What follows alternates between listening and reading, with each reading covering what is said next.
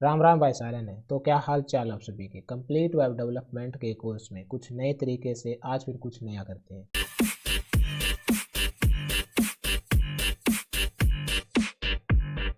आज हम responsive web design का इंट्रोडक्शन लेने वाले हैं। हमने अभी तक स्टैटिक वेबसाइट को HTML, CSS और बूटस्ट्रैप की प्रॉपर्टीज़ को एक्सप्लोर करते हुए बना लिया है। तो आज हम रिस्पॉन्सिव वेब डिज़ाइन को शुरू करने वाले हैं।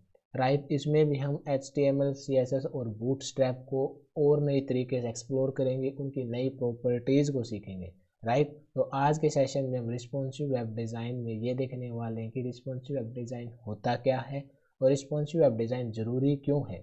इसके अलावा कल के सेशन में बूटस्ट्रैप ग्रिड सिस्टम में कंटेनर, रो, कॉलम और मल्टीपल कॉलम लेआउट में 1, 2 और 3 कॉलम लेआउट के बारे में पढ़ेंगे।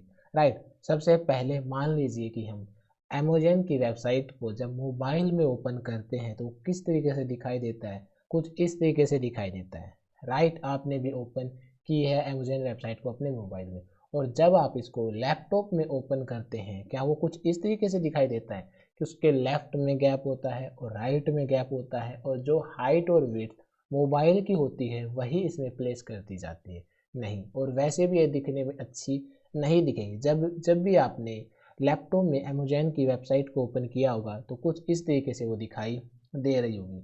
राइट, और इसके अलावा हमारे पास वाइड वैरायटी के साइज़ होते हैं, जैसे कीपैड होता है, वॉच होता है, लैपटॉप होता है, टैबलेट होता है, और उनकी हाइट और विड्थ अलग अलग होती है। राइट, तो इसी प्रकार आपको जब भी वेबसाइट बना रहे हैं तो ये बात आपको ध्यान में रखनी है कि यूजर जब भी उस वेबसाइट को अलग अलग डिवाइस में ओपन करे तो उसका एक्सपीरियंस अच्छा रहे, उसको वहाँ पे जो भी आपने डिज़ाइन किया है अच्छे तरीके से दिखाई दे। जैसे हमने देखा कि अमेज़न की वेबसाइट मोबाइल में अलग तरीके से थी, और वही अगर आप लैपटॉप में ओपन करेंगे तो यूज़र को अच्छे तरीके से वो नहीं लगेगी। लेफ्ट में और राइट में गैप है, कितनी गंदी दिखाई देगी। राइट, तो इसलिए आपको जब भी वेबसाइट बना रहे हैं तो ये बात आपको ध्यान में रखनी होगी कि मल्टीपल जो डिवाइस है उसमें वो अच्छे तरीके से दिखाई देनी चाहिए। तो ये हम किसकी मदद से कर सकते हैं, रिस्पॉन्सिव वेब डिज़ाइन की मदद से कर सकते हैं। राइट, अब आपका क्वेश्चन है कि रिस्पॉन्सिव वेब डिज़ाइन होता क्या है। तो रिस्पॉन्सिव वेब डिज़ाइन एक अप्रोच है जब भी आप वेब पेज को बिल्ड कर रहे हैं और यूज़र उसको अलग अलग डिवाइस में ओपन कर रहा है तो उसका एक्सपीरियंस अच्छे से रहे। जैसे आप जब भी अलग अलग वेबसाइट को ओपन करते हैं तो वो अलग अलग तरीके से डिवाइस में अलग अलग उसका लुक होता है। जैसे आप जब शॉपिफाई को ओपन करते हैं मान लीजिए तो मोबाइल में उसका लुक इस तरीके से होता है। राइट, टैबलेट में ऐसा होता है और डेस्कटॉप में ऐसा होता है। जो ये इमेज है मोबाइल में वो आपको स्क्रॉल करने में नीचे की तरफ मिलेगी, टैबलेट में उसके अलाइन है रो में, ताकि यूज़र को अच्छे तरीके से दिखाई दे, उसका एक्सपीरियंस सही रहे।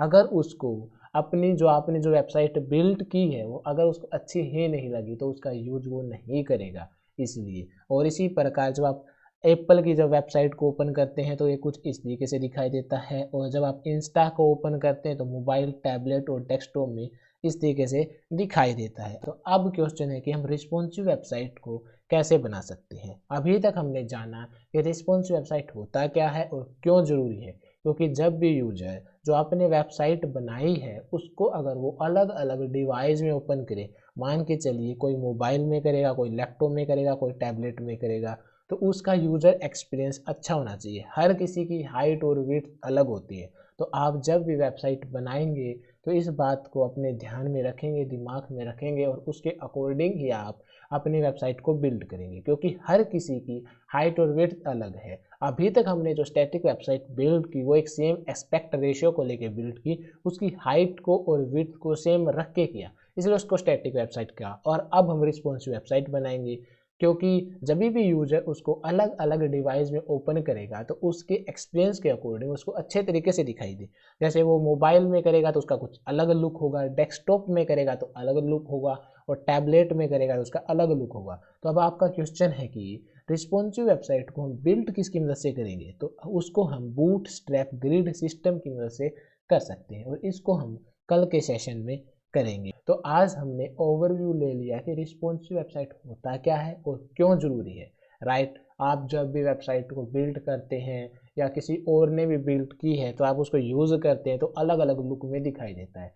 तो एक प्रोफेशनल डेवलपर ऐसे ही करते हैं, अलग अलग लुक तैयार करते हैं अलग अलग डिवाइस के लिए, क्योंकि यूज़र का एक्सपीरियंस उसी के अकॉर्डिंग अच्छा होगा। राइट, तो आज के लिए इतना ही है। अपना फीडबैक देना ना भूले और पढ़ते रहे, आगे बढ़ते रहे। Thank you.